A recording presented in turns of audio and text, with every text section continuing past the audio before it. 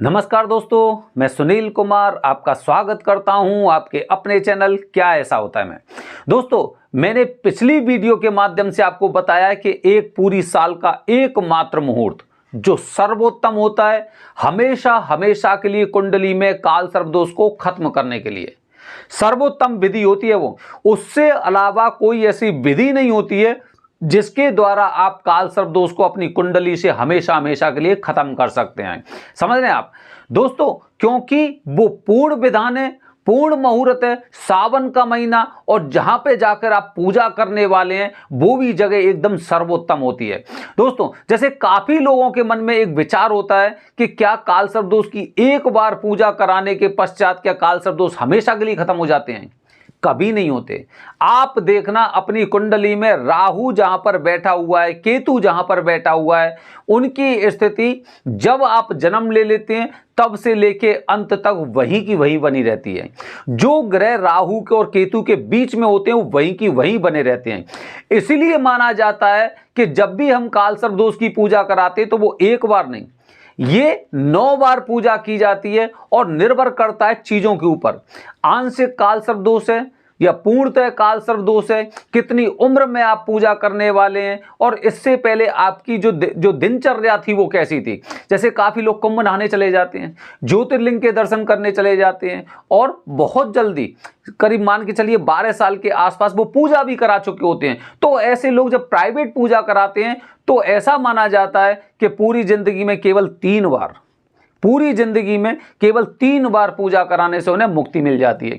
लेकिन काफी लोग तो एकदम भीड़ भाड़ की जिंदगी में जी रहे हैं। उन्हें पता ही नहीं है, 40-45 साल तक उन्हें यही पता नहीं है कि मेरी कुंडली में काल सर्प दोष है, या फिर उसका उन्होंने निवारण ही नहीं करवाया। तो ऐसे जो लोग होते हैं, जब इस उम्र के पड़ाव पर आकर जब उन्हें पता चलता है वो, और इससे पहले उनकी दिनचर्या भी ऐसी थी कि उन्हें बस भगवान, बस ये सोचते थे वो तो कि भगवान मेरे मन में है, ठीक है, वो मन की बात समझते हैं। ना किसी मंत्रों का उच्चारण किया, ना किसी तीर्थ स्थान पर जाने का प्रयास किया, और गए हैं तो ऐसी जगह जहां पर काल सर्प दोष नाम की चीज या उससे दोष की शांति के लिए मतलब कोई ऑप्शन ही नहीं है, विकल्प ही नहीं है। ठीक है, तो इस तरह से ऐसे लोगों को कम से कम 9 बार पूजा करनी चाहिए अपनी लाइफ में।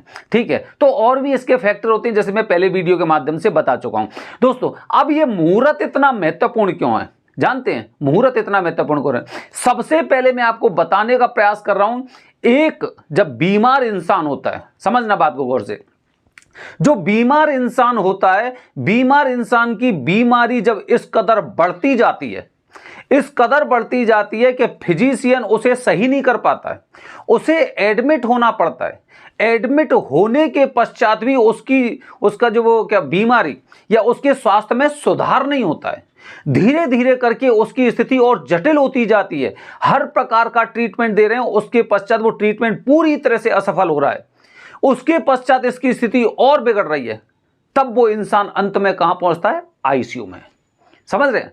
वो इंसान आईसीयू में पहुंचता है, और फिर धीरे धीरे करके उसके मतलब चीजों को एकदम डायग्नोस किया जाता है कि आखिरकार कौन सी वजह है कि जिसकी वजह से इस इंसान को कोई भी दवा फायदा नहीं कर रही है।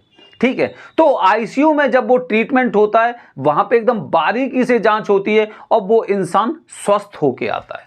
समझ रहे हैं? वो इंसान स्वस्थ होके आ रहा है, आईसीयू में पहुंचा, और आईसीयू में जब तरीके से उसका निवारण किया गया, उसका इलाज कराया गया, उसके पश्चात वो इंसान एकदम वहां से स्वस्थ होकर लौट के आ रहा है।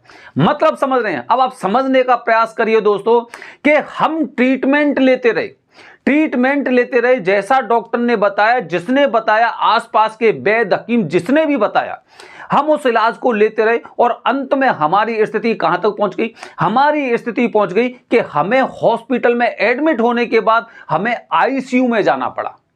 अब आईसीयू में जाना पड़ा। अब आप देखिए कि जब आप अपने आसपास dispensary, doctor, physician, private doctor या फिर इन सभी से ट्रीटमेंट लेते हैं, उसमें कितना खर्चा आता है।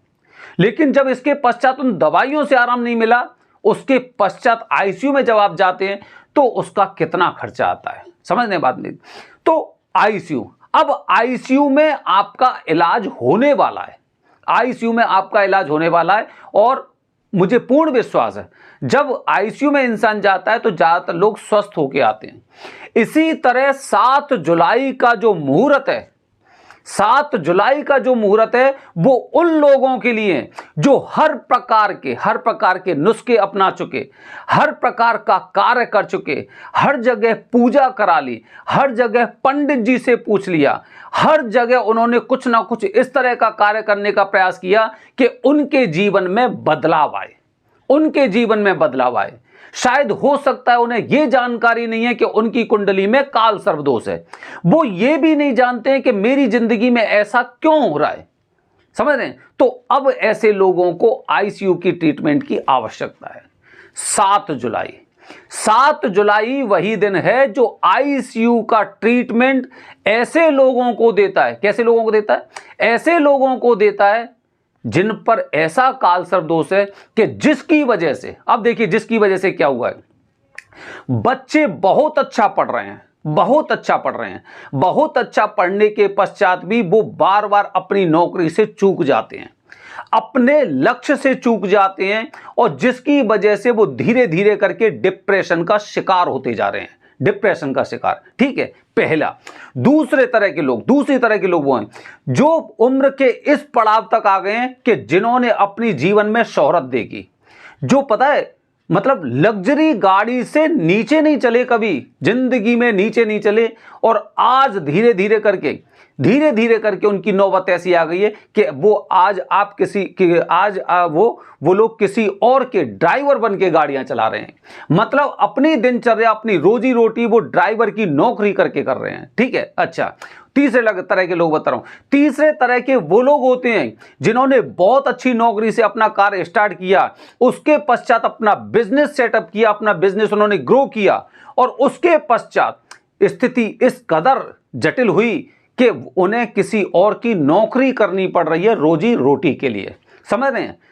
अगली स्थिति बता रहा हूं दोस्तों, कुछ ऐसे लोग, महिलाएं भी लड़कियां भी हो सकती हैं और लड़के भी हो सकते हैं, कि जो देखने में बहुत हैंडसम है, बहुत अच्छे लगते हैं, उसके पश्चात भी उनकी शादी में बार बार विलंब आ जाता है, स्थिति ऐसी हो गई है 35, 36, 38, 40 साल उम्र हो गई, लेकिन उन बच्चों की कभी शादी नहीं हो पा रही है। ठीक है, और सुनिए, और स्थिति कैसी होती है? स्थिति ऐसी होती है कि बहुत अच्छा, शादी से पहले इनकी जीवन में बहुत कुछ अच्छा चल रहा था, देखने में बहुत सुंदर थे, और अपने आप को, जैसे कि अगर आप उन लोगों को देखेंगे तो करीब हो सकता है कि 40 साल की उम्र होने के बावजूद भी कोई इन्हें 25 का, 26 का, 30 साल का बताता है, और शादी के बाद उनकी जीवन में इस तरह का बदलाव आता है कि हो सकता है नौबत तलाक तक आ गई, कोर्ट में केस चलने लग रहे हैं, तलाक तक नौबत आ गई है। तो आप समझ रहे हैं? देखिए, कनेक्ट करने का प्रयास करिए। हम जगह जगह ट्रीटमेंट लेते रहे, डिस्पेंसरी में लिया, हॉस्पिटल लिया, प्राइवेट डॉक्टर के पास लिया, अंत में स्थिति ऐसी आई कि उस इंसान को आईसीयू में एडमिट होना पड़ा। आईसीयू में, ये आईसीयू ये कि जो इंसान लग्जरी गाड़ी में सफर करता था, हमेशा लग्जरी गाड़ियों में घूमता था, खुद की गाड़ियां थी, आज उनके बच्चे चॉकलेट खाने के लिए तरस रहे हैं। वही लोग आज दूसरे की गाड़ी में ड्राइवर की नौकरी कर रहे हैं। जिन्होंने अपना साम्राज्य स्थापित किया था, वो लोग आज किसी और के अंडर में नौकरी करने लग रहे हैं। समझ रहे मेरी बात को? ये आईसीयू की स्थिति है। नौबत तलाक तक आ गई है। शादी के बाद एकदम अचानक क्या हुआ, आखिरकार ऐसा क्या हुआ कि नौबत तलाक तक आ गई।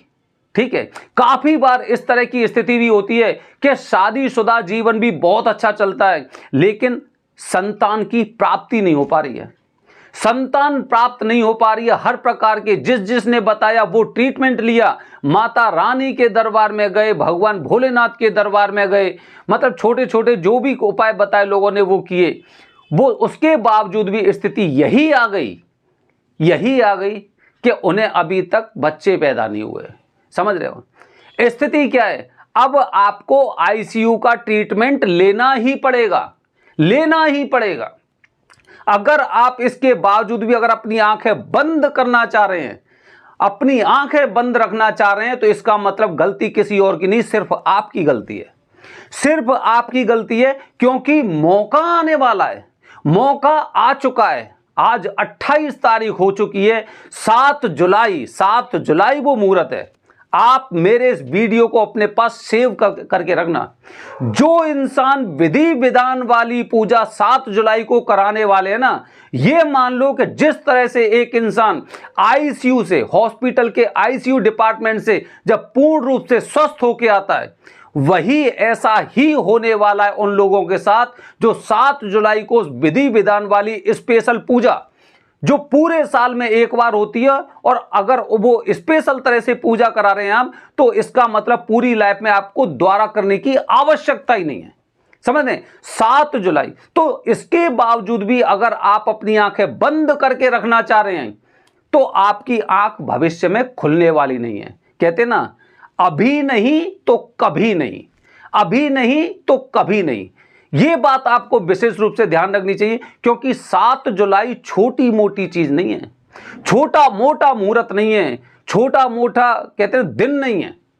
7 जुलाई एक बेहद महत्वपूर्ण दिन है। आप समझ रहे हैं, मैं अपने आने वाले वीडियो के माध्यम से दोस्तों आपको बताने जा रहा हूं, अभी नहीं तो कभी नहीं, क्योंकि 7 जुलाई छोटा मोटा दिन नहीं है। 7 जुलाई की अहमियत उतनी है, उतनी ज्यादा अहमियत है कि जितनी शायद काल सर्प दोष से ग्रसित लोगों के लिए इससे अच्छी स्थिति हो ही नहीं सकती। बने रहिए हमारे चैनल के साथ दोस्तों। हर हर महादेव।